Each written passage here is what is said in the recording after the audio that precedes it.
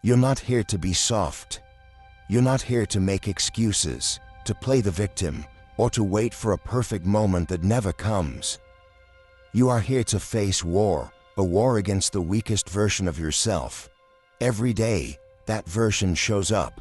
It whispers lies to you. It tells you to rest when you need to move, to react when you should stay calm, to avoid the hard path and return to comfort. But Marcus Aurelius did not believe in comfort. He believed in conquest, not of others, but of the self. He believed that true power comes from mastering your emotions, disciplining your impulses, and silencing the chaos inside you. This is not a motivational speech. This is a call to arms. You have allowed the weaker version of yourself to live for far too long. It has been running your life, making your decisions, holding you back, breaking your promises, and keeping you mediocre. So ask yourself now, how long will you let that version run your life? The Stoics understood that you do not need to feel ready. You need to act despite the fear. You must confront your patterns, your addictions, your emotional reactions, and eliminate them. In this video, you will learn how Marcus Aurelius, through timeless Stoic philosophy, reveals the path to destroy that weaker self, the one that craves peace without struggle, pleasure without discipline, and respect without sacrifice. That version must die. Only then can the true warrior within you begin to rise. The greatest enemy you will ever face is not out there in the world. It is not your boss, your ex, your circumstances, or the people who betrayed you. The real enemy is inside you. It is the part of you that hesitates, complains, procrastinates, and breaks every promise you make to yourself. Marcus Aurelius understood this deeply. He wrote that the soul becomes dyed with the color of its thoughts, meaning your inner world determines the shape of your destiny. If your thoughts are weak, reactive, and indulgent, then your life will mirror that weakness. But if your thoughts are disciplined, focused, and clear, your actions will begin to reflect strength. The problem is that most people never stop to examine the voices in their head. They assume every thought is valid, every emotion is justified, every excuse is acceptable. But Stoicism teaches the opposite. You are not your emotions. You are not your thoughts. You are the master who must rule over them. The weak self wants to keep you distracted, addicted, and emotionally unstable, because that is what makes it strong. But its strength is an illusion. It only exists because you feed it. Every time you justify your laziness, every time you surrender to anger, every time you scroll for hours while your purpose rots in the corner, you are choosing that weak identity. And here's the question: how much longer will you keep feeding what is destroying you? To begin killing it, you must first see it clearly. You must recognize that the inner enemy thrives on your comfort, your indulgence, your silence. And the moment you bring it into the light, the moment you say, "This is not me," you begin to take back control. But recognizing the enemy is only the beginning. Next, you must confront how it manipulates you through your emotions.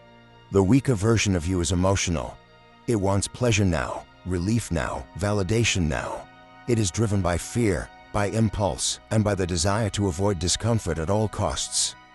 This is why Marcus Aurelius trained himself every single day to remain unmoved by circumstances.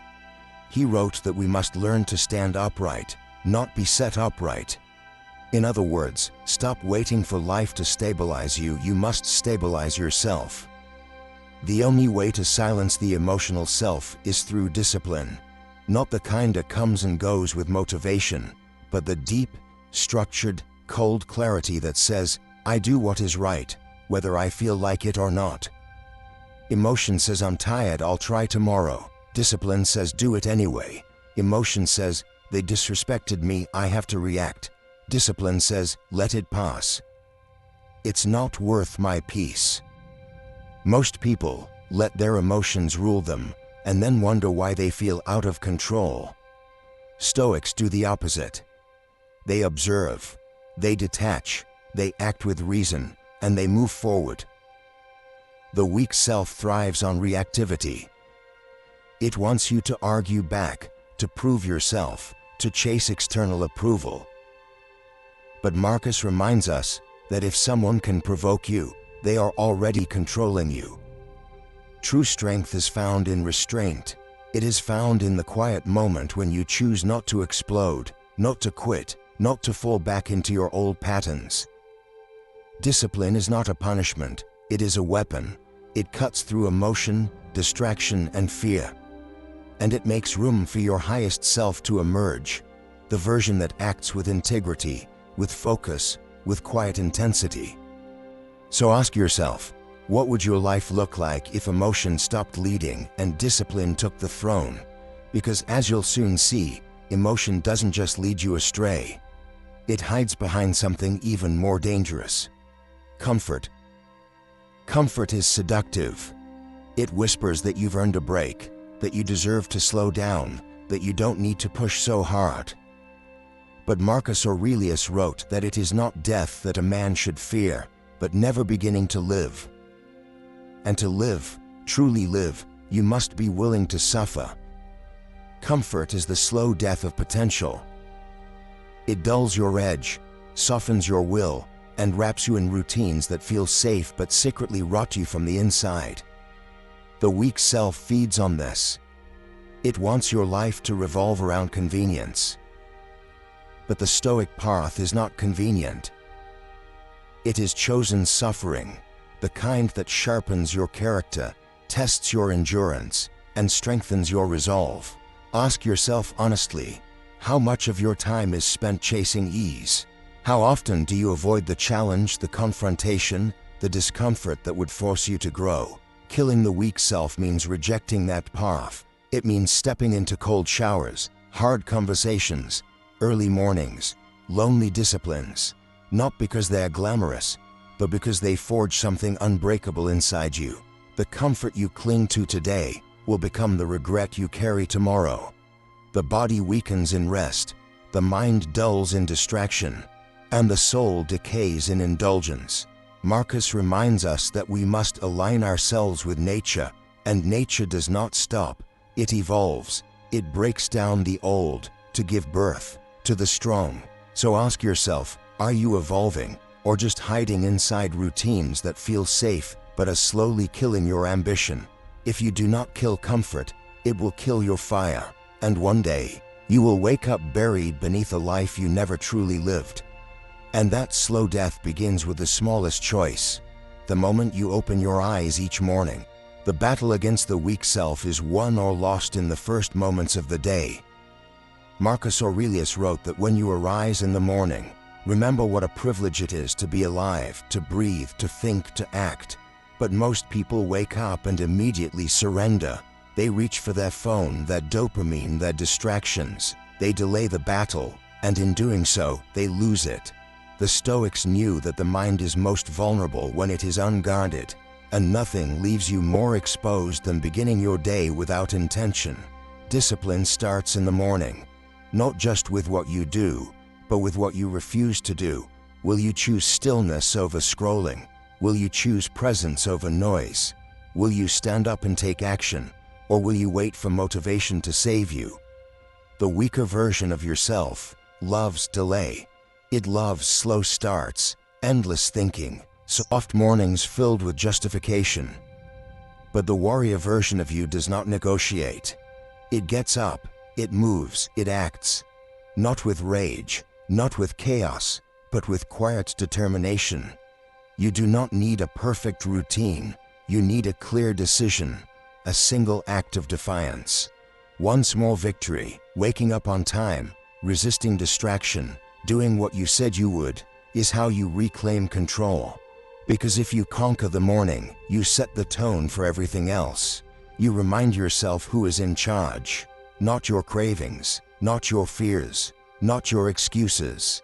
Just you, calm, focused, ready. So tomorrow morning, what version of yourself will rise first? Because the weak self doesn't sleep. It waits. And if you don't move fast, it will take the day from you before it even begins. There is no escape from suffering. That is the brutal truth. The only choice you have is when and how you will suffer. The weak self chooses later. It avoids the pain, delays the discipline, and searches for shortcuts. But that delay comes at a cost. You may avoid the discomfort today, but you inherit something far worse: the slow, silent suffering of regret. Marcus Aurelius warned us not to waste what remains of our life in guessing what others are thinking or hoping for a life that never begins. He taught that a man must align his actions with reason and nature, not emotions and fear. To kill the weaker self, you must make suffering your ally. You must suffer now, with purpose, with intention, with clarity. Choose the pain that builds you, not the one that breaks you slowly. Get uncomfortable on purpose. Embrace rejection, solitude, hunger, sweat, exhaustion. These are not punishments, they are weapons. Every time you suffer with discipline, you grow stronger. Every time you choose the hard thing, you silence the coward within. So which pain are you choosing? The pain of growth or the pain of regret? Because the longer you avoid this path, the more you will suffer without meaning. You will suffer in the body you neglect. You will suffer in the life you abandon. You will suffer in the dreams you bury. The Stoic path is not painless. It is purposeful pain. And that makes all the difference. You can suffer now for your growth, or suffer forever for your avoidance. But either way, the pain is coming, and whether it makes you or destroys you, that will always be your decision. This is not a metaphor. This is not poetic. This is the most important decision you will ever make. Every single day, the weak version of you is waiting. It is patient. It is seductive. It knows your patterns, your fears, your weaknesses. And if you do not act, if you do not confront it, it will win. Not in one big moment, but in small decisions, in skipped disciplines, in broken promises, in tiny acts of surrender that add up until one day, you don't even recognize yourself. Marcus Aurelius did not become strong by chance. He trained his mind like a soldier. He practiced restraint like a weapon. He faced pain like a rite of passage. And so must you. There is no savior coming, no secret trick, no moment of enlightenment that will make it easier. There is only the work, the fight, the inner war that you must wage every day, through discipline, through silence, through reason. You kill the weak self by refusing to feed it. You kill it by showing up, by doing the thing even when you're afraid, by choosing discomfort when your body screams for ease, by staying calm when your emotions beg you to react. The warrior within you is real, but he cannot rise until you bury the version that keeps you small. And that death will not come easily. It will be painful, it will be slow, but it will be the most important thing you ever do. So let this be the day you stop negotiating with weakness. Let this be the day you take back control. Kill the weak self, or be killed by it. If this message struck something inside you, leave a comment below and share your battle. What part of yourself needs to die today? And if this helped you find clarity or strength, support the mission, like this video, subscribe to the channel, and share it with someone who needs to hear this. This is how we grow, together, through the fight.